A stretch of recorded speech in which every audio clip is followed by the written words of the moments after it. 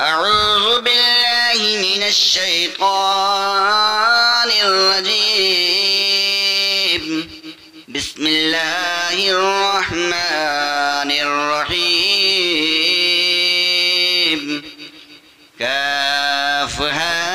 يا عين صاد.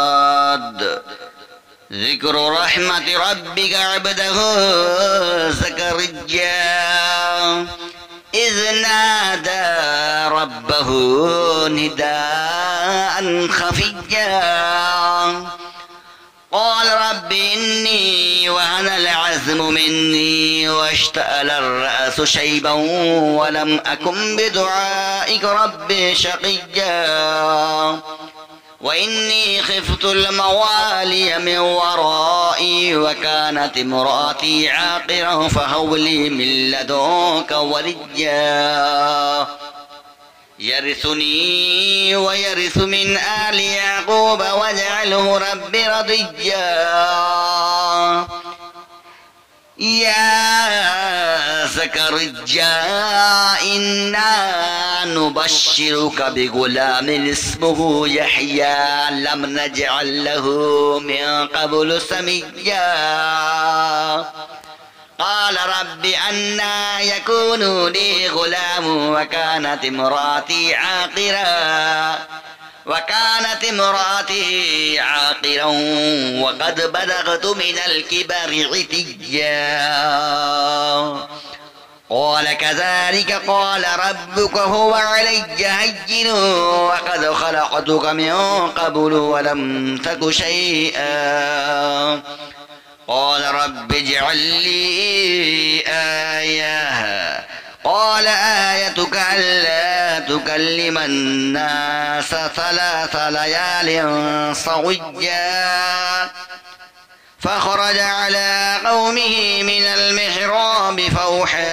إليهم أن سبحوا بكرة وعشيا. يا يحيى خذ الكتاب بقوة وآتيناه الحكم صويا وحنانا من لدنا وزكاة وكان تقيا وبرا بوالديه ولم يكن جبارا عصيا. وسلام عليه يوم ولد ويوم يموت ويوم يبعث حيا. واذكر في الكتاب مريم إذ انتبذت من أهلها مكانا شرقيا فاتخذت من دونهم حجابا فأرسلنا إليها روحنا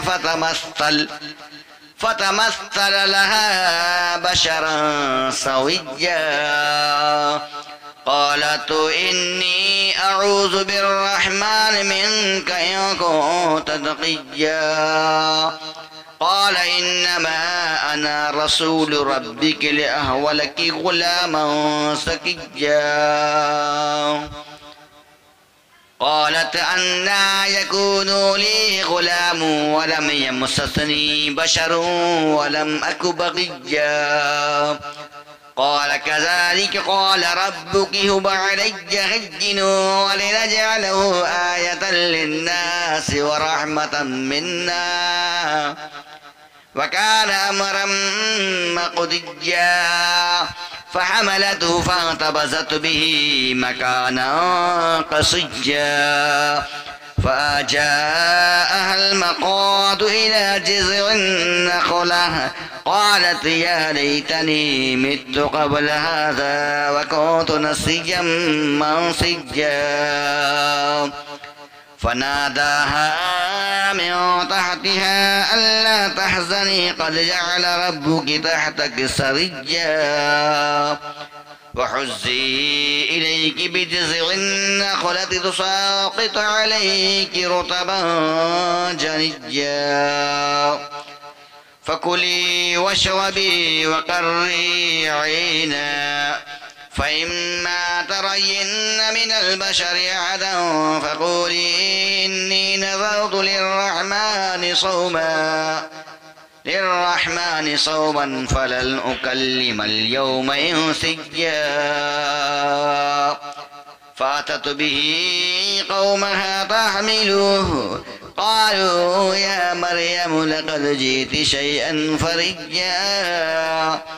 يا أخت هارون ما كان أبوك امرأ سوء وما كانت أمك بغيا فأشارت إليه قالوا كيف نكلم من كان في المهد صبيا قال إني عبد الله آتاني الكتاب وجعلني مباركا أينما كنت وأوصاني بالصلاة والزكاة ما دمت حيا وبرا بوالدتي ولم يجعلني جبارا شقيا والسلام علي يوم ولدت ويوم أموت ويوم أبعث حيا ذلك عيسى بن مريم قول الحق الذي فيه يمترون ما كان لله أن يتخذ من ولد سبحانه إذا قضى أمرا فإنما يقول له كن فيكون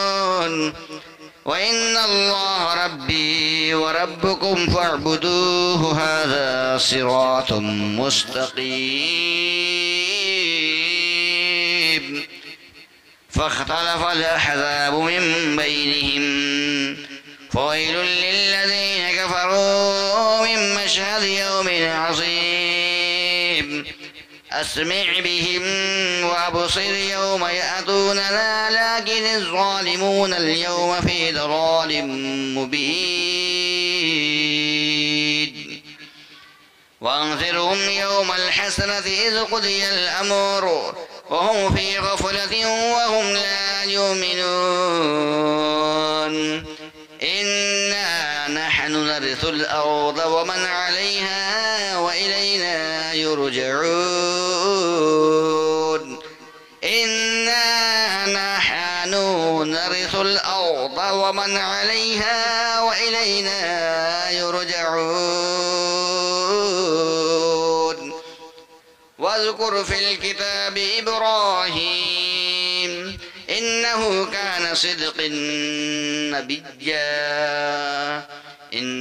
كان صديقا نبيا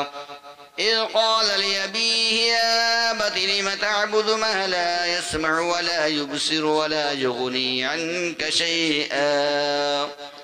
يا أبت إني قد جاءني من العلم ما لم يأتك فاتبعني أهدك صراطا سويا يا أبت لا تعبد الشيطان إن الشيطان كان للرحمن عصيا يا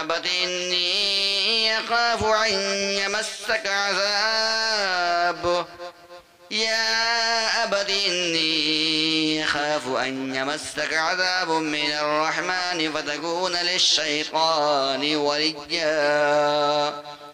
قال راغب أنت عن آلهتي يا إبراهيم لئن لم تنته لأرجمنك وهجرني مليا قال سلام عليك سأستغفر لك ربي إنه كان بي حفيا وأعتزلكم وما تدعون من دون الله وأدعو ربي عسى ألا أكون بدعاء ربي شقيا فلما اعتزلهم وما يعبدون من دون الله ووهبنا له إسحاق ويعقوب وكلا جعلنا نبيا ووهبنا لهم من رحمتنا وجعلنا لهم لسان صدق عليا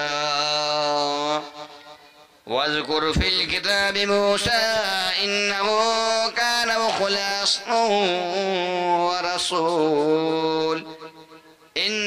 كان مخلصا وكان رسولا نبيا. قد أفلح المؤمنون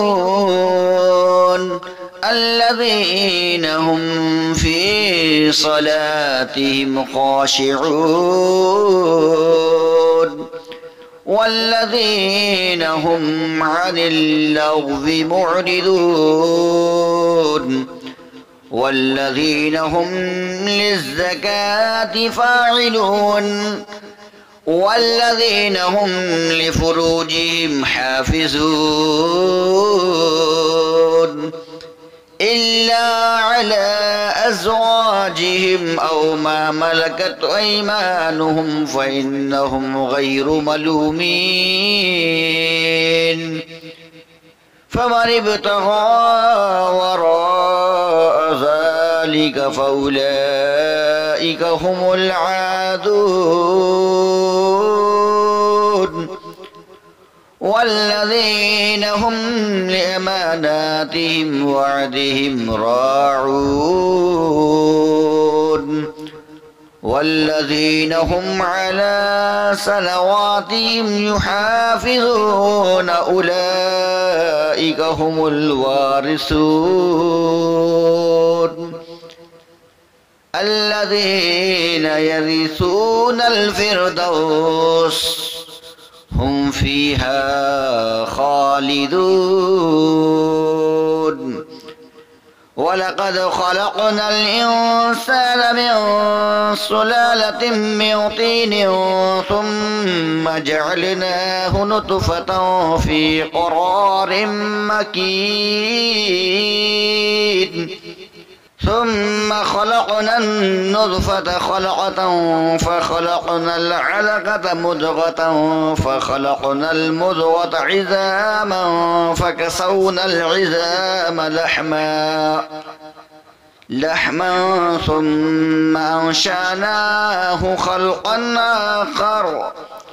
فتبارك الله أحسن الخالقين.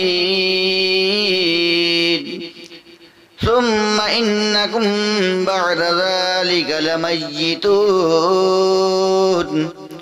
ثم إنكم يوم القيامة تبعثون ولقد خلقنا فوقكم 7 طرائق وما كنا عن الخلق غافلين.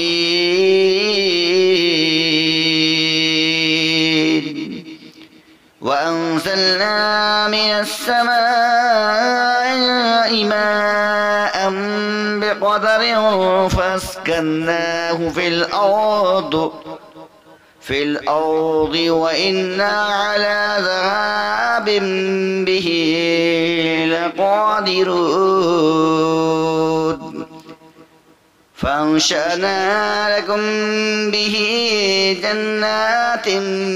من نخيل وأعناب لكم فيها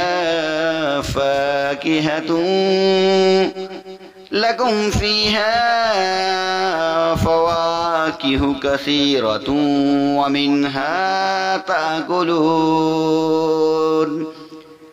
وشجرة تخرج من طور سيناء تنبت بالدون وصبغ للآكلين.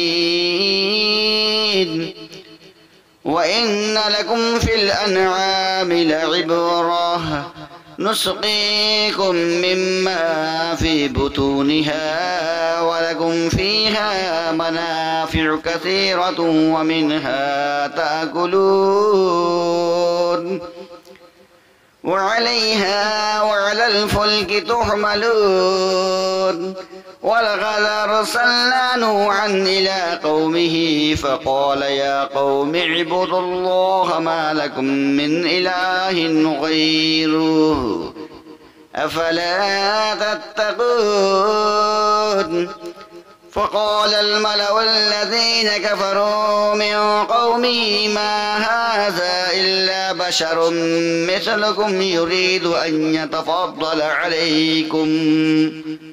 ولو شاء الله لأنزل ملائكة ما سمعنا بهذا في آبائنا الأولين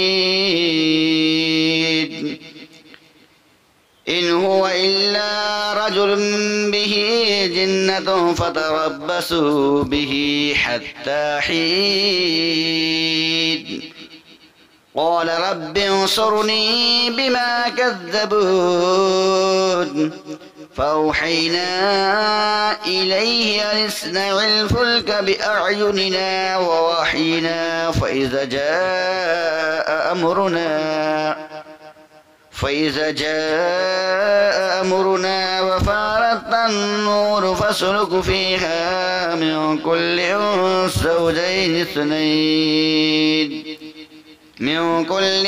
زوجين اثنين وأهلك إلا من سبق عليه القول منهم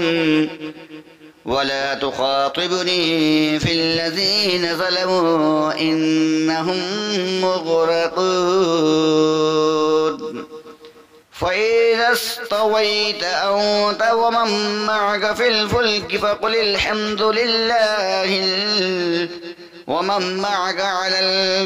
فقل الحمد لله الذي نجانا من القوم الظالمين وقل رب أنزلني منزلا مباركا وأنت خير المنزلين إن في ذلك لآيات وإن كنا لمبتلين ثم أنشأنا من بعده قرنا آخرين فأرسلنا فيهم رسولا منهم أن اعبدوا الله ما لكم من إله غيره أفلا تتقون وقال الملأ من قومه الذين كفروا وكذبوا بلقاء الآخرة وأترفناهم في الحياة الدنيا ما هذا إلا بشر مثلكم يأكل مما تأكلون منه ويشرب مما تشربون ولئن أطعتم بشرا مثلكم إنكم إذا لخاسرون أيعدكم أنكم إذا متم وكنتم ترابا وعظاما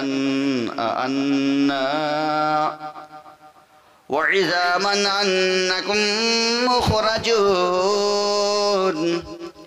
أيعدكم أنكم إذا متم وكنتم ترابا وعظاما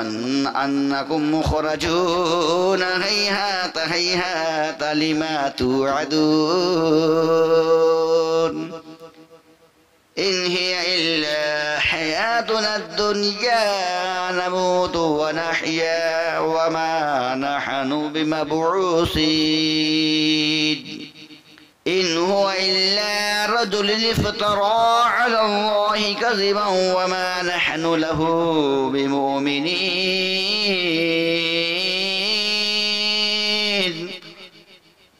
قال رب انصرني بما كذبون قال عما قليل ليصبحن نادمين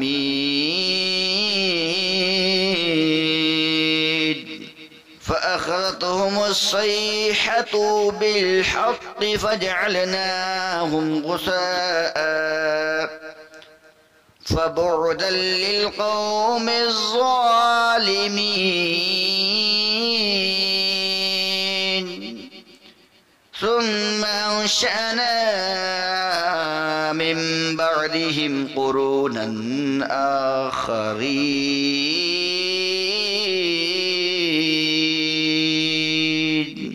ما تسبق من أمة أجلها وما يستأخرون ثم أرسلنا رسلنا تترى كلما جاء أمة رسولها كذبوه فأتبعناهم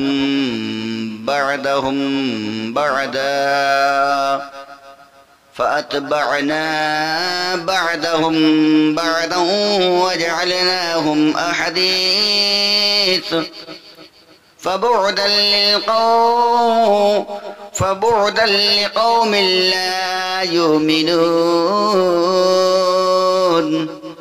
فبعدا لقوم لا يؤمنون ثم أرسلنا موسى وأخاه هارون بآياتنا وسلطان مبين إلى فرعون وملئه فاستكبروا وكانوا قوما عالين فقالوا أنؤمن لبشرين مثلنا وقومهما لنا عابدون فكذبوهما فكانوا من المهلكين ولقد آتينا موسى الكتاب لعلهم يهتدون وجعلنا ابن مريم وأمه آية وآويناهما إلى ربوة ذات قرار ومعين يا أيها الرسول كلوا من طيبات واعملوا صالحا إني بما تعملون عليم وأن هذه أمتكم أمة واحدة وأنا ربكم فاتقون فتقطعوا أمرهم بينهم زبرا كل حزب بما لديهم فرحون فذرهم في غمرتهم حتى حين أيحسبون أن ما نمدهم به من مال وبنين نسارع لهم في الخيرات بل لا يشعرون إن الذين هم من خشية ربهم مشفقون والذين هم بآيات ربهم يؤمنون والذين هم بربهم لا يشركون والذين يؤتون ما أتوا وقلوبهم وجلة أنهم إلى ربهم راجعون أولئك يسارعون في الخيرات وهم لا سابقون ولا نكلف نفسا إلا وسعها ولدينا كتاب ينطق بالحق وهم لا يظلمون بل قلوبهم في غمرة من هذا ولهم أعمال من دون ذلك هم لها عاملون حتى إذا أخذنا مترفيهم بالعذاب إذا هم يجأرون لا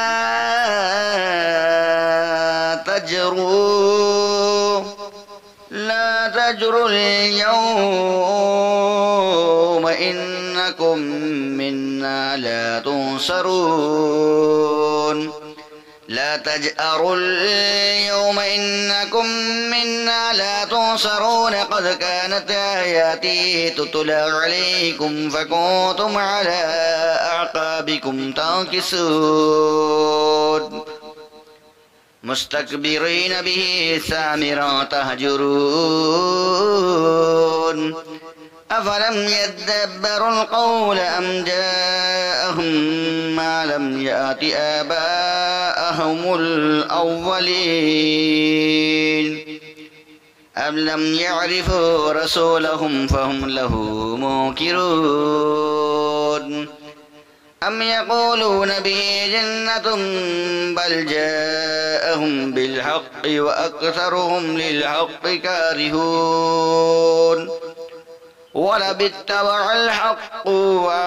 أهواءهم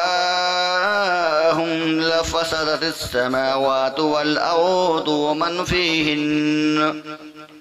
بل أتيناهم بذكرهم فهم عن ذكرهم معرضون أم تسألهم خرجا فخراج ربك خير وهو خير الرازقين وإنك لتدعوهم إلى صراط مستقيم وإن الذين لا يؤمنون بالآخرة عن الصراط لناكبون ولو رحمناهم وكشفنا ما بهم من ضر للجوا في طغيانهم يعمهون ولقد أخذناهم بالعذاب فما استكانوا لربهم وما يتضرعون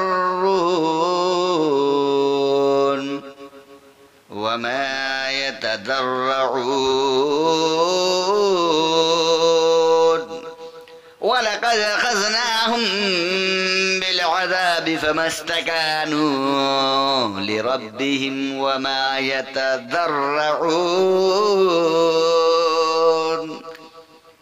حتى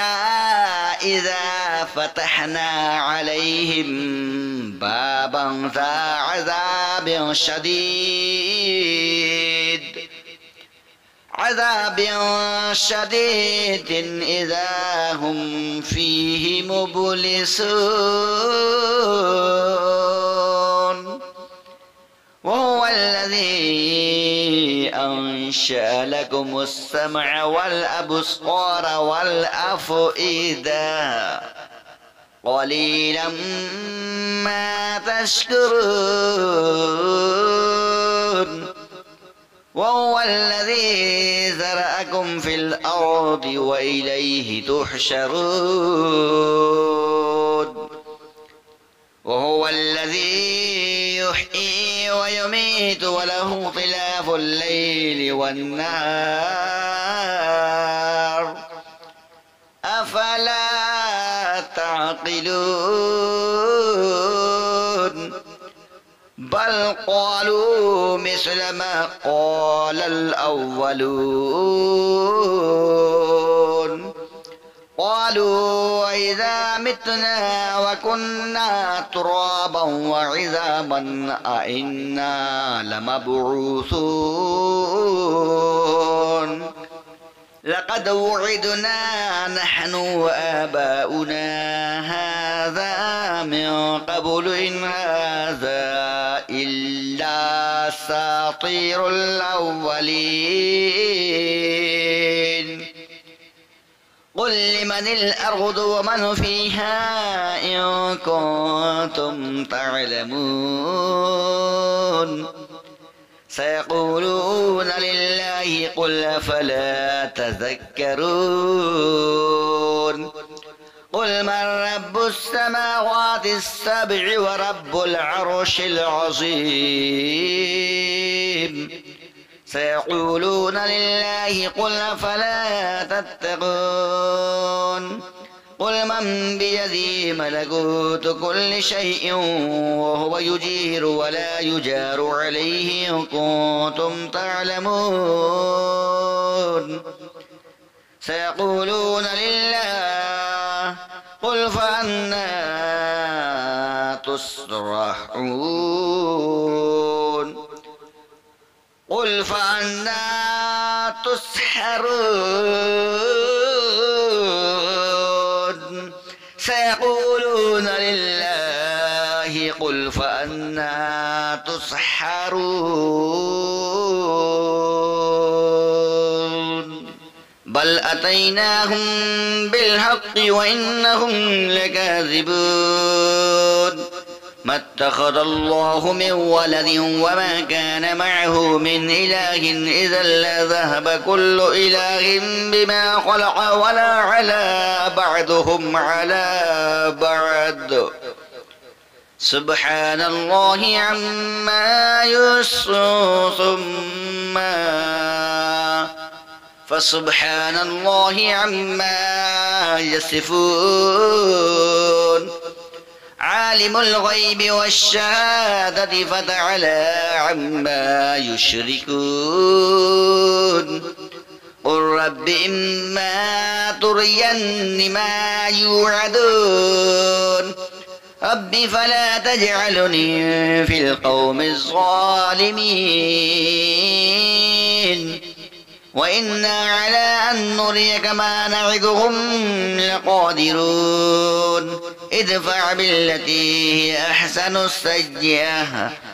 نحن أعلم بما يصفون وقل رب أعوذ بك من همزات الشياطين وأعوذ بك رب أن يحضرون حتى إذا جاء أحدهم الموت قال رب ارجعون لعلي أعمل صالحا فيما تركت كلا إنها كلمة هو قائلها ومن ورائهم برزخ إلى يوم يبعثون فإذا نفخ في الصور فلا أنصاب بينهم يومئذ ولا يتساءلون فمن ثقلت موازينه فأولئك هم المفلحون ومن خفت موازينه فأولئك الذين خسروا أنفسهم في جهنم خالدون تلفع وجوههم النار وهم فيها كالحون ألم تكن آياتي تتلى عليكم فكنتم بها تكذبون قالوا ربنا غلبت علينا شقوتنا وكنا قوما ضالين ربنا خرجنا منها فإن عدنا فإنا ظالمون قال اخسئوا فيها ولا تكلمون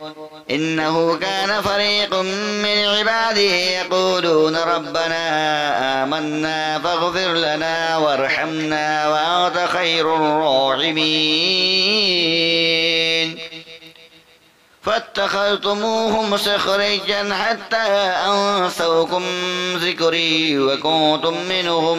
تضحكون إني جزيتهم اليوم بما صبروا أنهم هم الفائزون قال كم لبثتم في الأرض عدد سنين قالوا لبثنا يوما أو بعد يوم فاسأل العادين قال إن لبثتم إلا قليلا لو أنكم كنتم تعلمون أفحسبتم أنما خلقناكم عبثا وأنكم إلينا لا ترجعون فتعالى الله الملك الحق لا إله إلا هو رب العرش الكريم ومن يدع مع الله إلها آخر لا برهان له به فإنما حسابه عند ربه إنه لا يفلح الكافرون وقل رب اغفر وارحم وأنت خير الراحمين بسم الله الرحمن الرحيم سورة أنزلناها وفرضناها وأنزلنا فيها آيات بينات لعلكم تذكرون الزانية والزاني فاجلدوا كل واحد منهما 100 جلدة ولا تأخذكم بهما رأفة في دين الله إن كنتم تؤمنون بالله واليوم الآخر وليشهد عذابهما طائفة من المؤمنين الزاني لا ينكح إلا زانية أو مشركة والزانية لا ينكحها إلا زان أو مشرك وحرم ذلك على المؤمنين والذين يرمون المحسنات ثم لم يأتوا ب4 شهداء فاجلدوهم 8 جلدة ثم لم يأتوا ب4 شهداء فاجلدوهم 80 جلدة ولا تقبلوا لهم شهادة أبدا وأولئك هم الفاسقون